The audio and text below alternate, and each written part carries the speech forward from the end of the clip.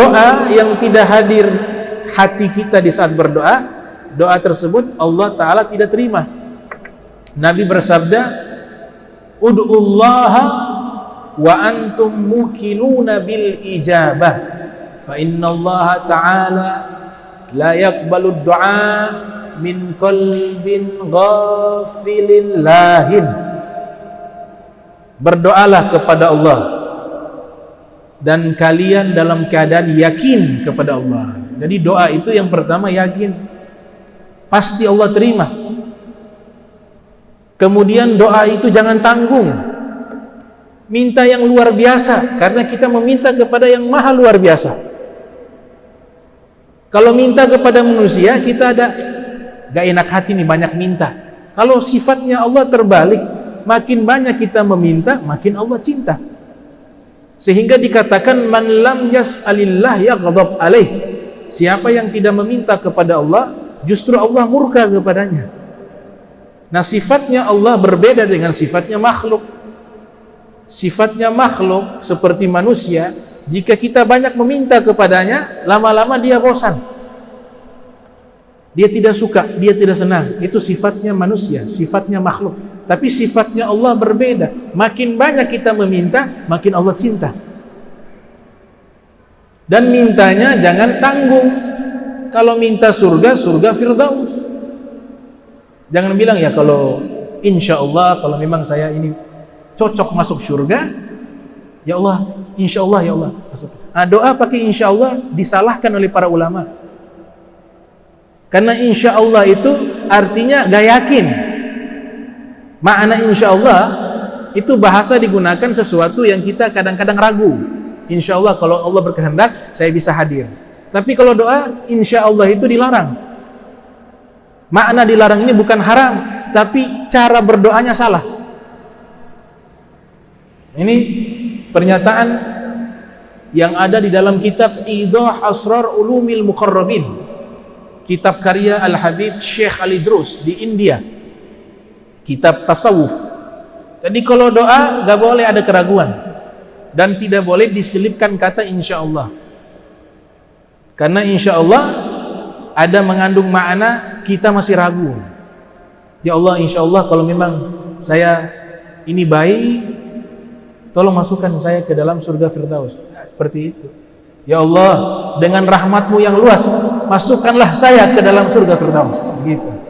Ini yang Nabi katakan dalam hadisnya, idza sa'altum Allah Ta'ala fas'aluhu firdausa. Nabi yang nyatakan, kalau kalian berdoa meminta kepada Allah, maka mintalah kepada Allah surga Firdaus, kata Nabi Muhammad sallallahu alaihi wasallam. Ada di dalam Al-Qur'an Allah ceritakan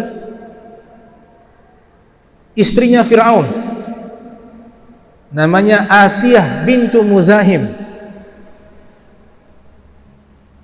Nah, doanya Asiyah bintu Muzahim ini unik, dan memang inilah cara doa yang benar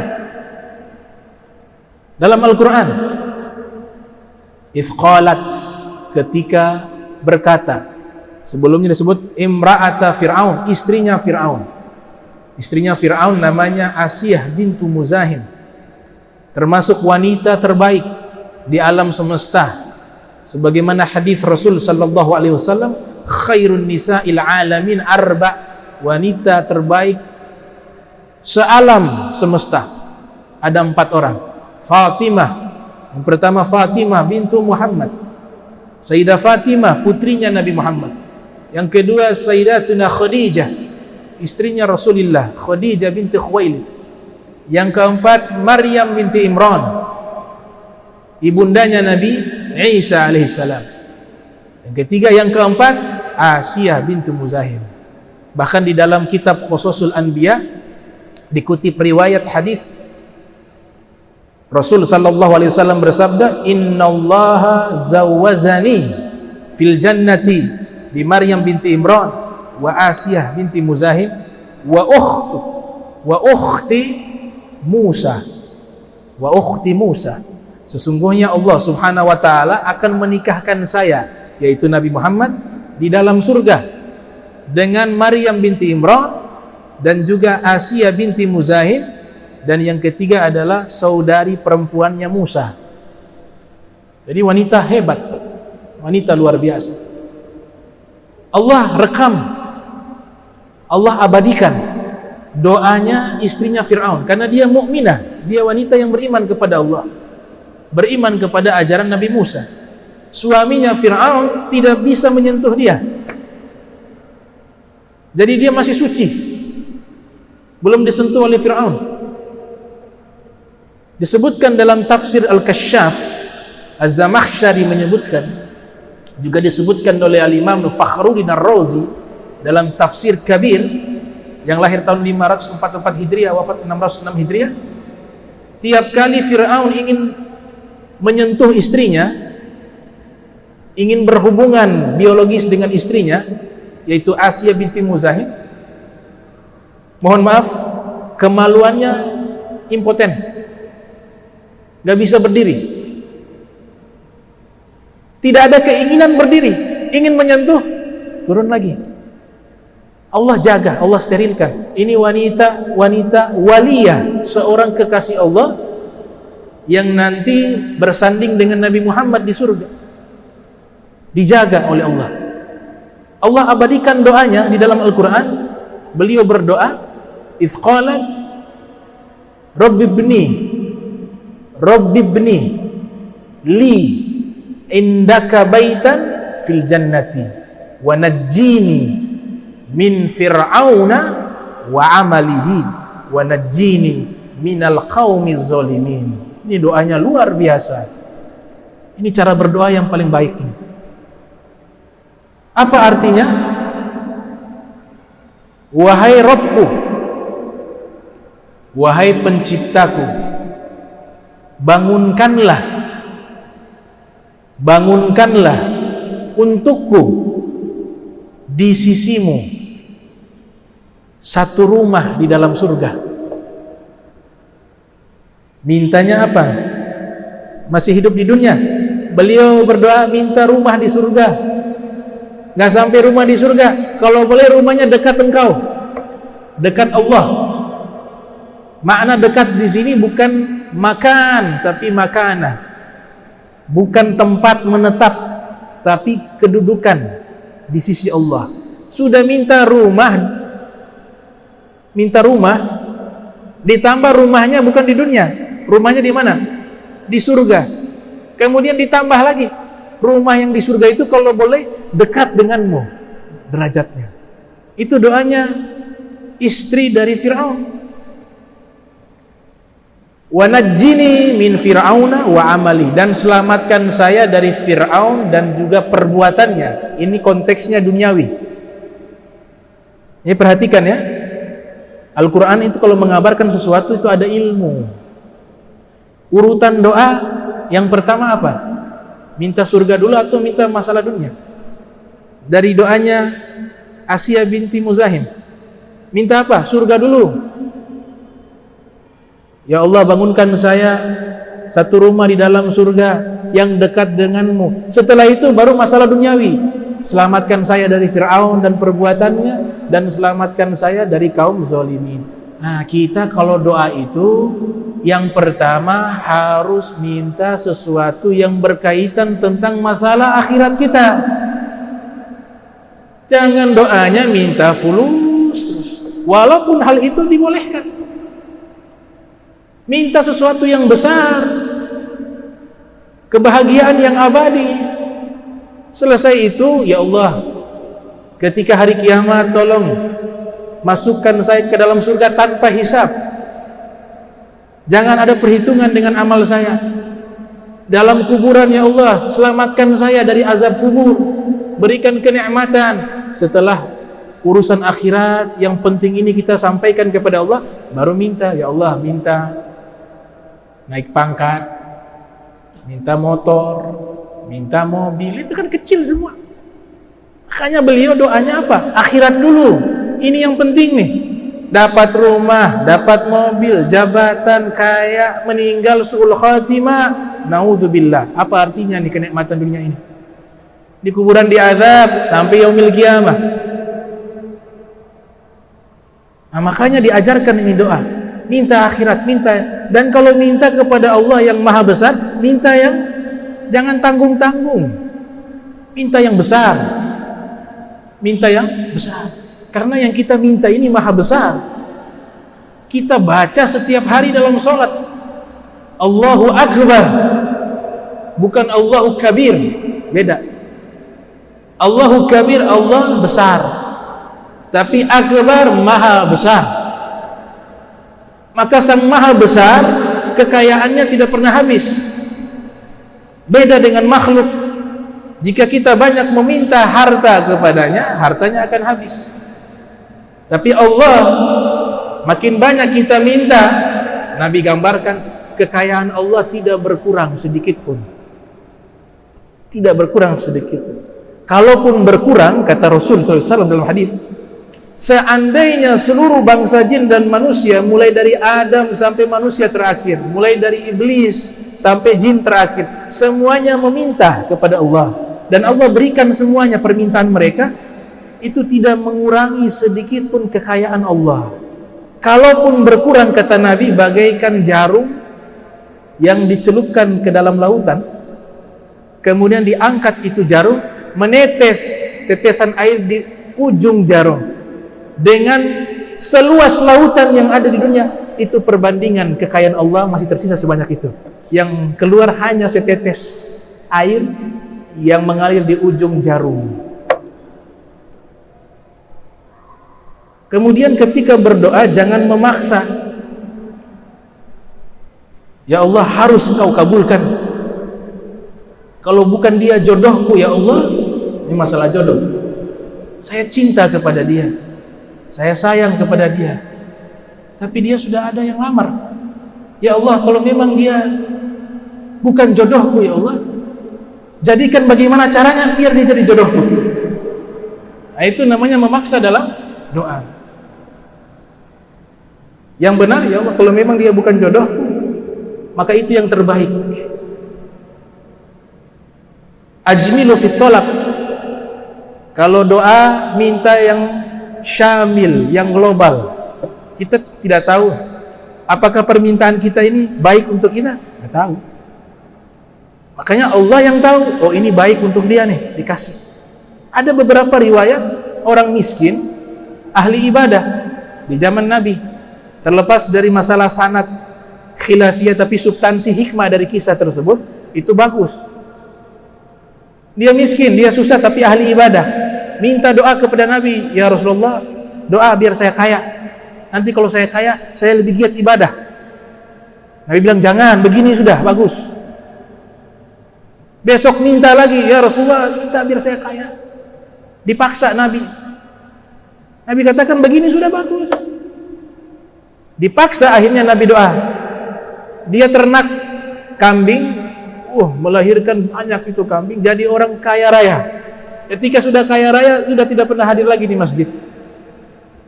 Sudah sibuk urusin kambing, urusin hartanya.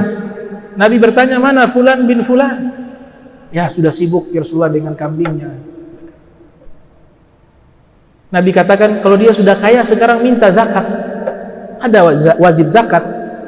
Datang mereka kepada orang tersebut, wahai fulan, Nabi minta engkau keluarkan zakat. Dia bilang, enggak, itu pajak, bukan zakat. Enggak mau saya. Sudah lihat saya kaya, sekarang baru minta-minta. Enggak mau. Jangan. Balik, enggak dikasih itu zakat. Dilaporkan kepada Nabi. Nabi marah. Turun ayat Al-Quran melarang mengambil zakat kepada dia sampai hari kiamat.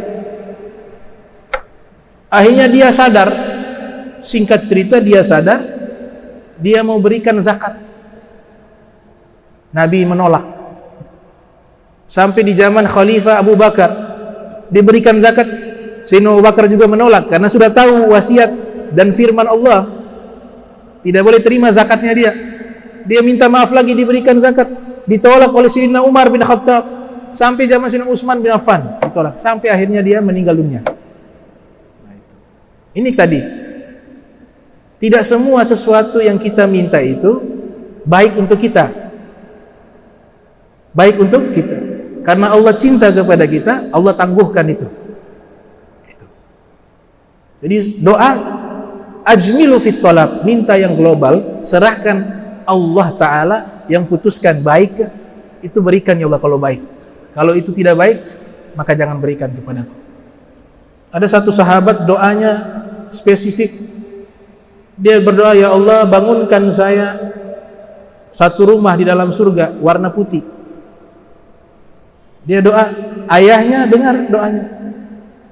Nah, rumahnya di depan ada taman, ya Allah.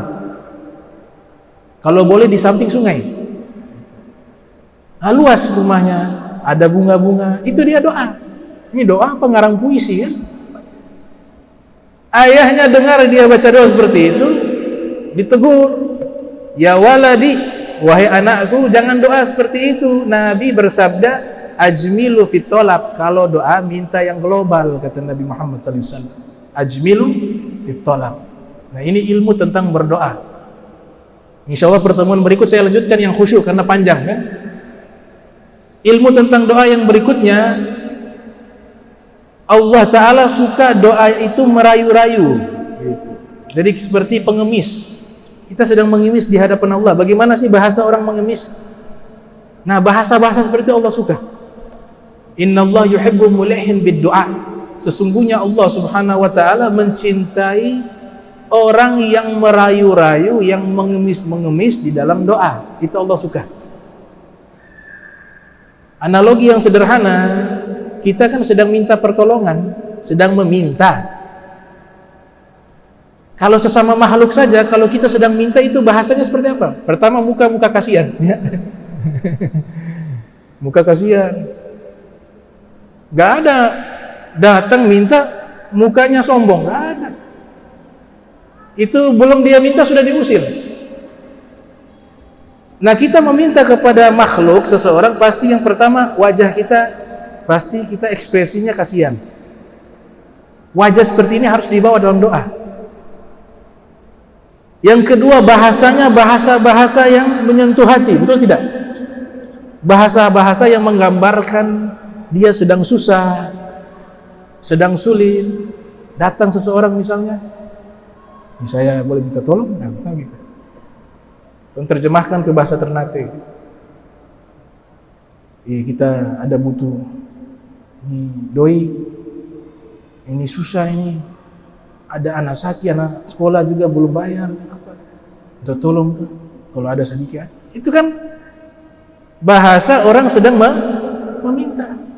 Makanya Zunnun al-Misri mengatakan, kalau doa jangan pakai bahasa-bahasa yang terlalu formal, tapi pakai bahasa-bahasa yang tidak terlalu fasih dan bahasa-bahasa yang sedang susah, sedang mengemis.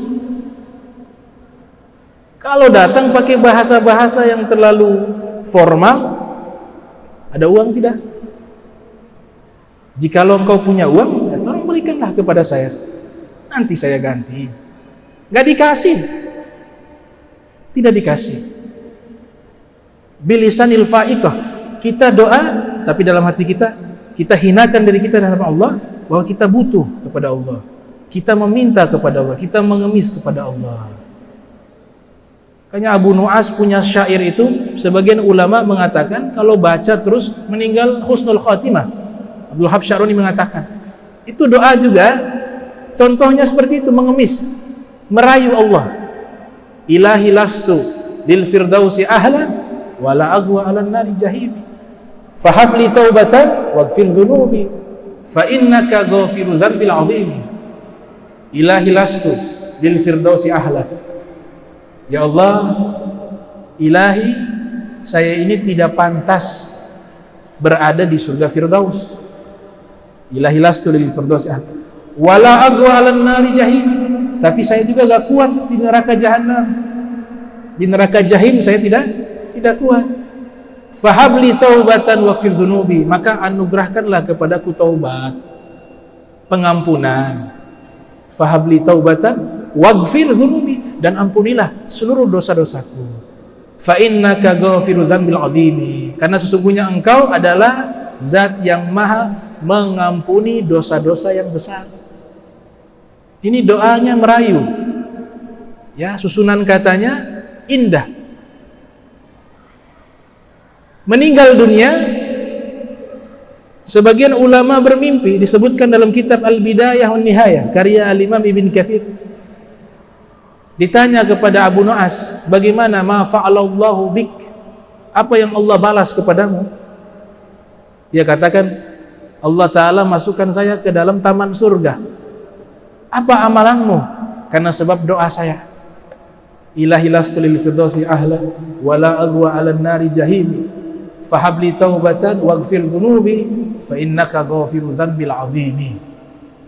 Nah, ini cara-cara di dalam berdoa secara keadaan kita, lisan, bacaan, keadaan hati. Adapun tata cara yang diajarkan oleh Nabi, kalau doa itu harus pakai alhamdulillah, harus pakai pujian dan menyebut nama Allah, alhamdulillah. Ditambah lagi setelah alhamdulillah istighfar, astagfirullah, astagfirullah, agar setelah sebelum kita berdoa kita sudah dalam keadaan bertobat, karena dosa itu menghalangi mustajabnya doa. Makna istighfar dalam doa itu kita bertobat atas seluruh kesalahan kita sehingga keadaan kita bersih. Setelah itu salawat kepada Nabi. Kalau tidak salawat kepada Nabi, itu doa terkatung-katung sampai hari kiamat. Nabi katakan kepada Imam Ali bin Abi Thalib, ya Ali, wahai Ali, sesungguhnya doa itu mauquf, dia hanya berhenti di antara langit dan bumi, hatta tusalliya alayya, terkecuali engkau sudah salawat kepadaku baru bisa terangkat itu doa. Kemudian isi doanya adalah isi doa yang isinya kebaikan, isinya kebaikan, dan harus berhati-hati dalam doa. Doa itu kalau kita doakan keburukan, itu malaikat doakan yang sama kepada kita. Nabi katakan, man qala, siapa yang berkata atau berdoa kepada saudaranya, wa qala lahul malakun, ada malaikat juga ikut mendoakan, walaka bimithli, nah, engkau juga dapat doa yang sama. Jadi kalau doa harus isinya baik. Ya Allah, sukseskan dia, berikanlah dia orang ya dalam perkara duniawinya, usahanya diperlancar, dilimpahkan kekayaannya, diberikan ketaatan. Di saat yang sama, doa yang kita panjatkan itu malaikat sedang doakan yang sama kepada kita, dan doanya malaikat mustajab. Jadi ini beberapa adab di dalam berdoa dan cara berdoa.